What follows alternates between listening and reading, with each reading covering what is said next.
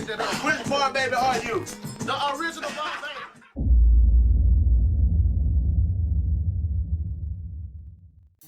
City of Supp is one of the most legendary albums out of Houston, Texas, period, along with a long list of others that came up on the rec shop such as E.S.G. Shine and Grinding, Pimp Tight All in Your Face, Fat Pat Ghetto Dreams, Fat Pat Throwing the Game, D. Gotti, Street Sermons, and the list goes on.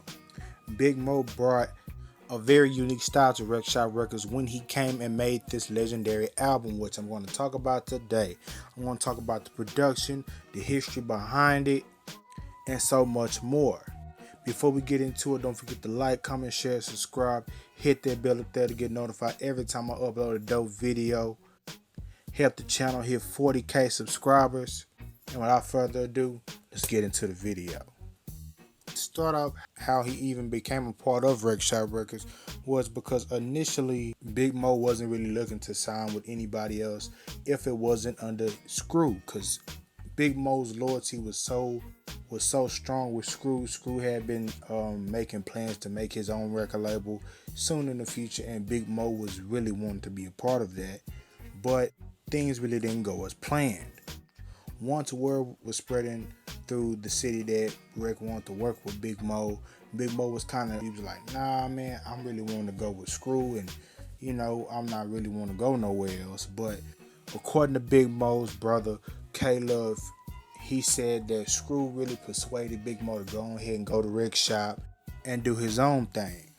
And Big Mo eventually went over there, had a meeting with Rec and the whole team, and they got him good and ready, and they started working on City of Supp. Big Mo started feeling his way around the whole record label, getting to know everybody, because pretty much everybody that was coming around Screw was pretty much at Rec Shop at this point. Everybody was helping Big Mo create his whole project. That was the thing I really liked about Rec Shop, that when whoever turn it was to come up next to make a record, everybody was focusing on that particular artist and helping out and collaborating to help that artist put together their project. And so they was going through different studio sessions and things like that. And how the initial name of the album came in and the title track was because of Tight Eyes. And I'm going to get into that story right now. So, how City of Supp came to be in existence, Tight Eyes, Big Mo, I'm not sure if they had went and got Zero and DJ Screw and just let them sit in the session, but from what I've heard, they was always at Rec Shop at some point. They was just there, soaking up game, putting ideas together with Big Mo. So, they were trying to figure out what the first idea was going to be for the track and everything, and Tight Eye started brainstorming. I'm not sure if Blue Note, which is the legendary producer who produced this track, I'm not sure if they were playing vinyls over or what happened, but Tight Eyes came up with the idea and he started humming Zapp and Rogers, Do Why Diddy's Blow That Thing. And so at first it was just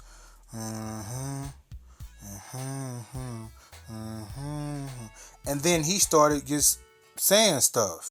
I don't want to do bang screw in the dirty third City of Supp, bang screw.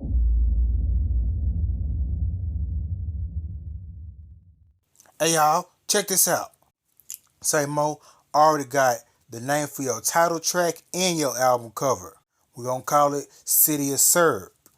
And Blue Note just started working and making the beat. And he also said the graphic idea is for you to be standing pouring a cup of lean over the city skyline. And they all looked at each other like, yeah, that shit is dope. That's when everybody started writing their verses. Now, far as DJ Screw being on the intro, I'm not sure whose call that was, but if I was to guess, probably Big Mo's. They remained in the studio, putting the finishing touches on it, and then they ended the song. The next song that I want to talk about is Barre Baby. Barre Baby is Big Mo's maybe top 5. If you were to go to Big Mo's top 5 and you would have asked somebody what's their favorite Big Mo song, they're going to say either City of Supp, Man, or Barre Baby. And so how this track became into existence, they were all in the studio, and Big Mo just started breaking down his life and who he is and what built him up to be the man that he is today. Which the whole term of Bar Baby, or why he would call himself that, is because out of everybody in the clique, it has been said thousands of times over and over and over, can't nobody outdrink Big Mo. It was one time I remember somebody saying that they were in a contest with Big Mo and they lost, which is why he calls himself the Bar Baby. Don't take my word for it. Let's just hear from the man himself. City absurd, man. City absurd. Boss niggas talk down, no function. Support my company. RP Cola. Bullshit. Big Mo said that. I like too much lean in my cup. Hold up. If you got too much lean in your cup, give some more and I'll dilate that. Say, man. Stimulate that. Which Bar Baby are you? The original Bar Baby. Bar Baby Records, fuck that. Original. Fuck Bert. Big Mo said that. And I ain't what's hot. I'm sober, speaking the reason. In that order. So Big Mo was writing his lyrics to this beat, and the beat was produced by legendary producer Solly Williams, which he's very notable for his infamous tracks such as Still Tippin', Back Then by Mike Jones, Sitting Sideways by Paul Wall, Draped Up by Bun B, Pouring Up by Pimp C, and a slew of other hits. And they were in the studio and he just made this Willy Wonka-ish type of beat. It sounded like something that would have came out of the actual movie Willy Wonka and the Chocolate Factory. And he started adding different stuff, tweaking the keyboards and just doing what he does best. And he came up with the beat. Big Mo wrote his verses to it. And it was that one thing that was missing. Big Mo and the crew put on a call to legendary Ronnie Spencer and asked if he and his daughter Ronetta Spencer could come up to the studio, because from what I've heard, that Ronnie Spencer was supposed to be the original one singing in the background, singing the hook, but they wind up, somehow somebody got the idea of putting Ronetta Spencer on the hook. And of course she was a kid at this time, and they got her in the studio, set her up to where she could reach the mic and everything like that, and they just gave her these words to say, just say, it's the Bar Baby, it's the Bar Baby, and she took it from there. When she first said,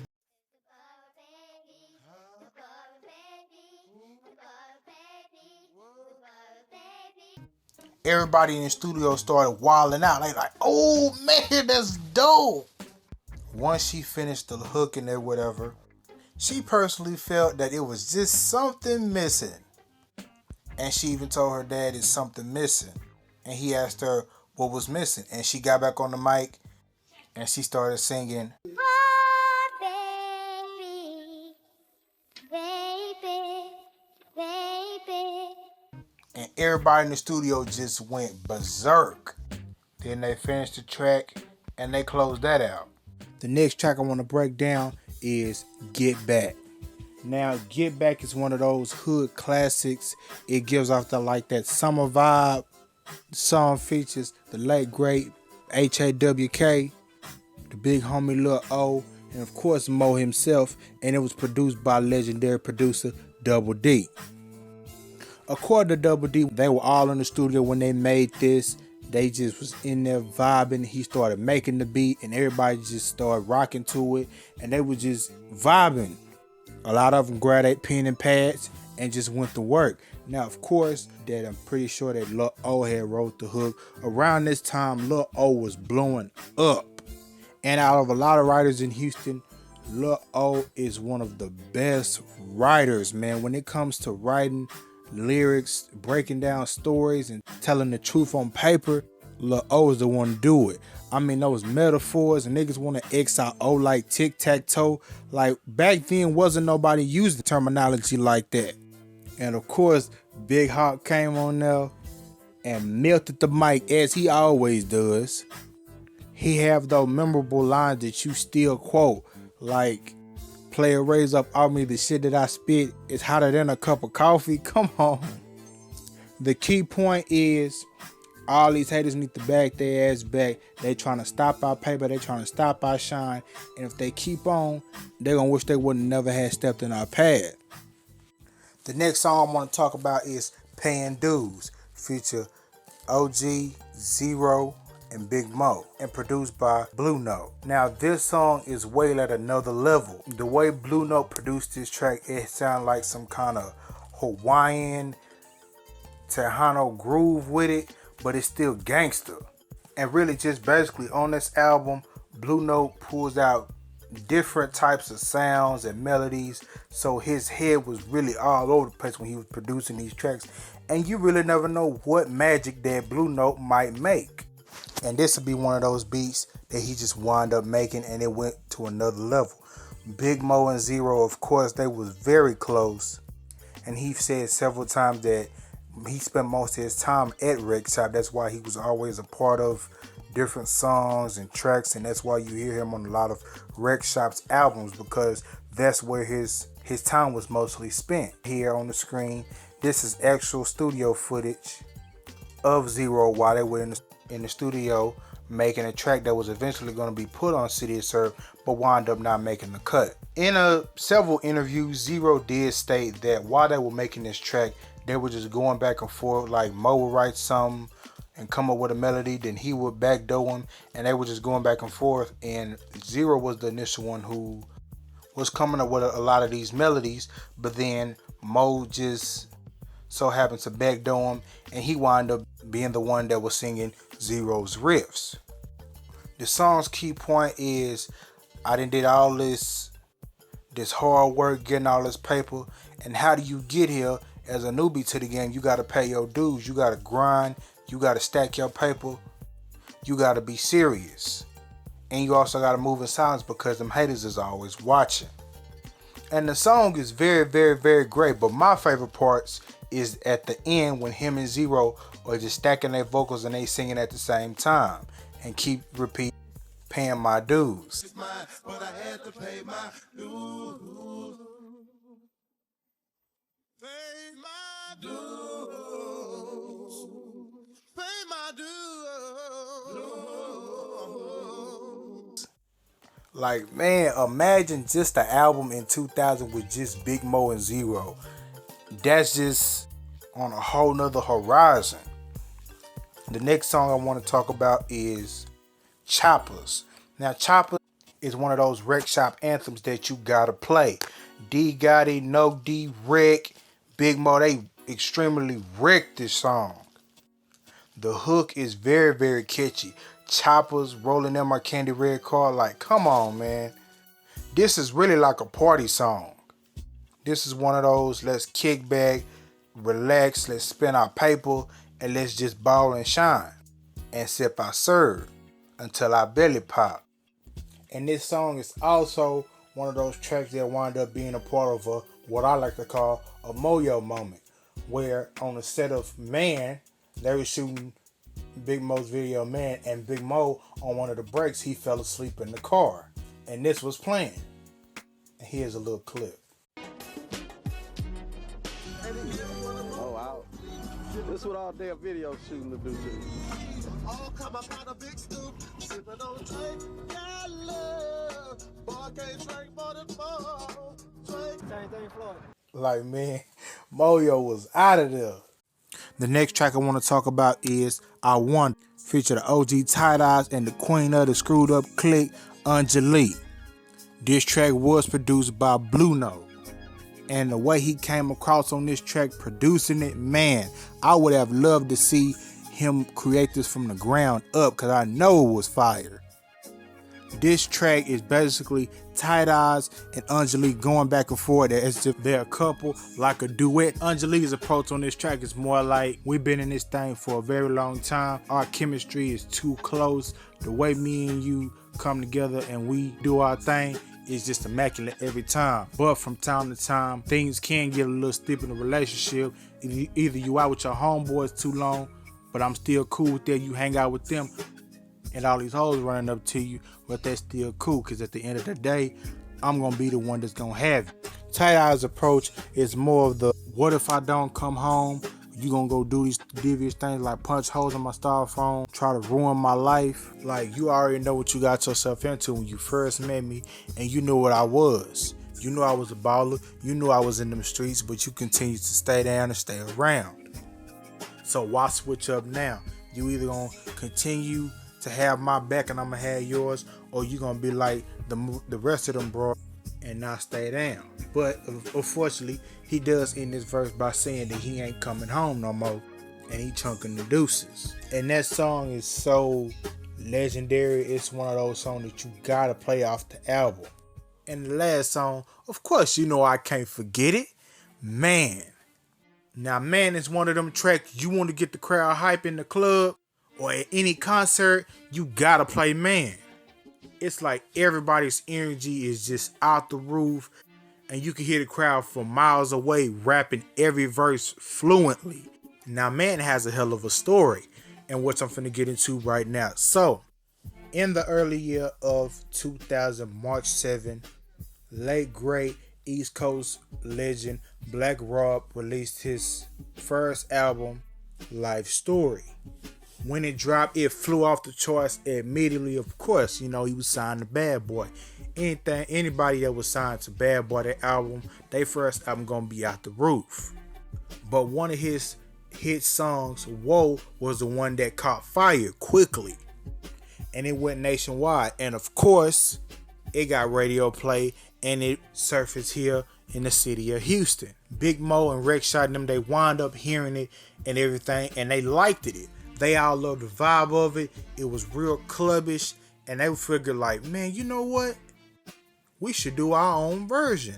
And so, if you listen to the song Whoa, he's basically telling you where he's from, the slang and terminology that they use for something that's real, bold and extravagant and out of this world. They use the term whoa. But down here in the South, anything that's throw, if a nigga spit like a freestyle and he going fed, what you gonna say? Man. And that's one of those slangs from Houston that still gets said still to this day. So, legendary OG producer No D, he was in the studio and he just started playing with different beats. And not to mention, while he was in the studio making these beats, the late great Big Pokey Sensei wound up coming over so he can buy some beats from No D. And they was just in the studio vibing, and Big Pokey was telling him, hey man, I want you to make me something fly, something hard and catchy. And he was telling No D, play put a little bit of that Love's Gonna Get You in there and mix that up in there and do you. And of course, not to forget, when No D initially finished this Man beat, he did several versions where of course Big Pokey freestyled on several other versions that No D made to this one track. But back to the story. Once No D started putting them strings in there and making the melody, Big Pokey was hype, man. He was like, man, that shit hard right there. And originally that Man beat was his. But I'm guessing that No D was so intrigued by the beat and he wound up putting the finishing touches on it, mixing, mastering it, and Big Mo and ESG them, they wound up coming into the studio, hearing the beat, they start vibing and they just start freestyling to it. And eventually that Man beat became Big Mo's. When word got back to Big Pokey that the beat was given to Moyo, he was kind of like, come on, man. How you gonna give my beat to Moyo, man? Damn. It wasn't one of those things, you know, they was gonna flex about or nothing like that. It was just one of those hype moments like, God damn. Man, I know if I'd have got that on my album, man, I would have killed it by myself. But since it was given to Big Mo, we already know how close Moyo and Sensei is. No D them, they had called Big Pokey into their studio session, maybe like a couple of days after that or something like that. And they were doing the session for Man. They called him in there, and everybody that was on that track, they freestyled their verse. Everybody. Also, Another thing, I think D-Rec might have mentioned it, that their studio, one of their studios that they was at, it didn't have no AC. So while they were recording they tracks, it was hot as hell in there. And so Moyo went in there, freestyled his verse over the mic. E.S.G, of course, he went and wrecked it and just flew off the cliff with it. And then Big Pokey came in there and wrecked it, all freestyle. And it sounded like something that they all just sat down, grabbed a pen and a pad, and they orchestrated and written it all out. But it was all freestyle. And still to this day, Man is one of Note D's biggest produced hits, along with Just a Dog and several other smash radio hits. Big Mo and them, they recorded a few more tracks for the album, and then they closed it out. And of course, the artwork, like the basically like the blueprint of the album was already done. Of course, with Tight Odds, he gave them the blueprint on this is what should be on the album cover and everything like that. They had a lot of graphic designers that they could have went to. Of course, they had Pen and Pixel. They had the late great Black Cat. But they wind up settling with the OG Kid Styles. And by this time, Kid Styles was already a solidified graphic designer. He had already did legendary album covers like Do or Dies, Heads or Tails, Johnny P, Bushwick Bill's Lil Big Man, and of course he did Rick Shop's The Dirty Third soundtrack and movie and album cover. And so they called up Kid Styles, they laid out the blueprint, and he just went from there. They did a photo shoot for Big Mo, took a couple shots of him, but then they wound up settling out for this one shot of Big Mo standing, and they took two different shots of Big Mo with his hand out, put a cup in his hand, with him reaching out looking like he was pouring the cup, and then Kid Styles went in Photoshop and just did the rest, made this made like this purple liquid look like it was lean, pouring over the city and everything, and he just did him. And I love how in the album booklet, Rick Shop would always do it. They would put all the releases from the record label that previously released, and also they would put the new upcoming releases that were going to be released soon.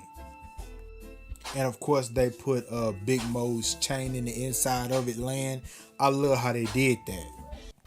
Once that was over, they pressed it up and sent it out to be copies be made of it and everything. And they was just waiting and working on somebody else's project. And when the album released, it released on July 18th, 2000. And this was a highly anticipated album. Everybody was asking for it. And when it dropped, man, the city was on fire. While the momentum was already high, Rec Shop decided to start making some music videos. Or make a music video for one of the hit singles that they released from the album, Man. Now, the Man video was a very long process. Of course, there was different filming locations. They filmed one location where it was just Big Pokey coming down the stairs with the pit, and D-Rec, D Gotti, and D-Rec's brother Floyd, and they was basically doing E.S.G's part, I believe. They put it down for E.S.G, even though he wasn't at the video. They all rapped his verse, and the energy was just so high. Of course, like I said earlier, there was several filming locations. There was one at that little place where Pokey was with the pit and everything, and then there was another location where they had pulled up to like this waterfall. It was located somewhere off the freeway on the southwest, I believe. I seen it some time back. Of course, they pulled up, showed out. There was a lot of makeup artists on set, prepping everybody, getting everybody ready. Of course, the legend Rap City TV host Joe Claire, he was on the set, repping, doing him, and even joke around a little bit. I seen shots of the OG Ron G, and there was even shots of DJ Screw. Now, growing up, of course, I really didn't notice it, but as I got to get older and rewatch the video, I always want to know who was the second guy that was on the turntables, because if you look, there's different scenes cutting in between where it was Screw on the turntables and it was another dude on the turntables. For all those Wreck Shop fans who y'all know who was on those turntables, put that in the comment section below, because I've always been confused on who that was. After this video was filmed and they got everything good and ready, I forgot to mention that the reason why this video had came in handy so good because of D-Rec. Of course, he was one of those CEOs that all of my artists, I'm pretty much going to have a documentary on them and their build-up. He did that for Fat Pat, and he also did that for Big Mo for this album. And they just grabbed the cameraman. I'm not sure who was behind the camera, but they took Houston on a whole tour where we could see everything that they were doing on tour. They did shows. They was just partying. They had parties in hotel suites. Everybody was in here. You could see cameos from, of course, Big Pokey, Botany Boys, Mr. 32, and a slew of others. And it goes from Tight Eyes rapping in the back of the van to a Wreck Shop. They going to these different stores in the mall, shopping, getting G'd up. Even got footage of Big Mo and Wreck Shop at the radio station while Mo was doing his commercials. And it was just a whole lot. There was this one event that I do want to point out. Everybody was there. I can't think of what event this was, but it was something that Wreck Shop had thrown together and invited everybody. You can see Big Pokey, you can see the Wreck Shop staff, just everybody came. And you can also see the legend, the late great, the man himself, DJ Screw, along with the late great D Drew. They was at this party, just parlaying, chilling, putting it down, helping them come support Mo and the whole 9 yards. Everything was going so good for Wreck Shop. They were selling off the charts. Everybody was just making their cash, and it was just a fun time. But unfortunately, 4 months later, the legend, the mastermind behind it all, DJ Screw, unfortunately passed away. Now, when this happened, it really set and blew everybody away, and Houston was just it came to a halt, because it was one of those things like, damn, what do we do now? The man behind it all, the guy who created such history, is now gone.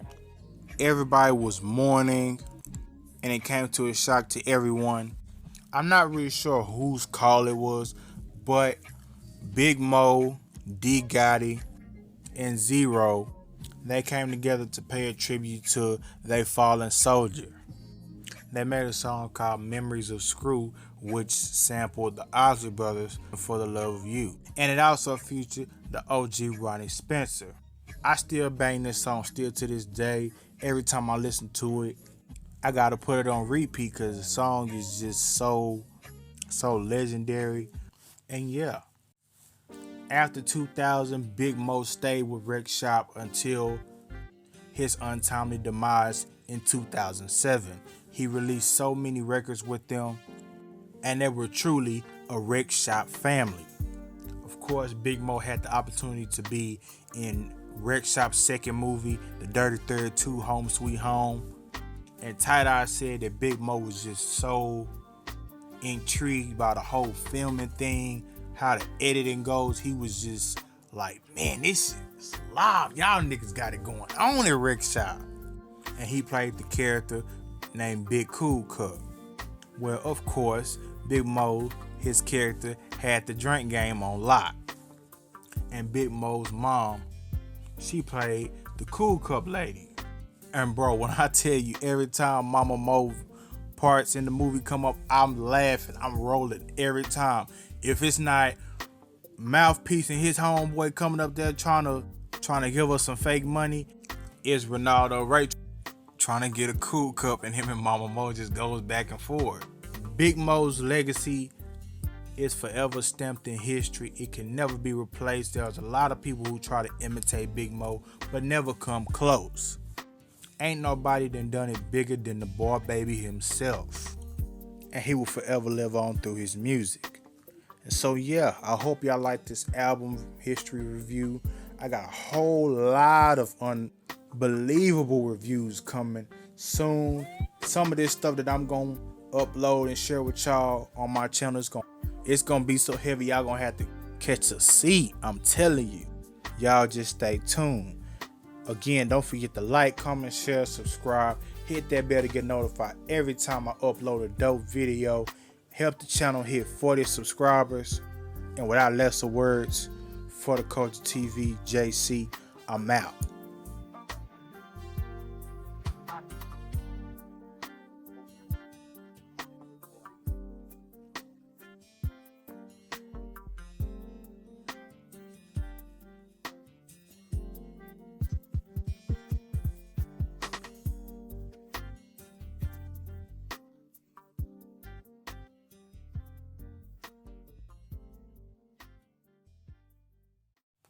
Here's just a little outtake of an unreleased interview that my OG big homie Tim, he was in the room when Rec Shop did this infamous Rec Shop session that I had showed earlier in the video.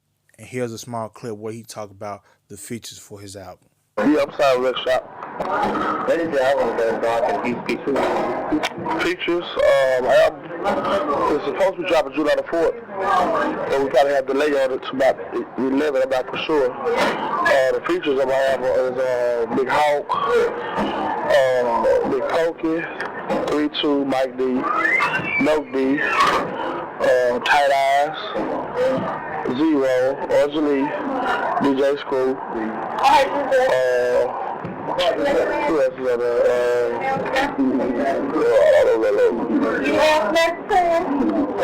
Who else on there? Campaign. Who else on there? Majority of the screwed up clip, you know what I'm saying? For sure. You know what I'm saying? So that's about it. Yeah, that's all.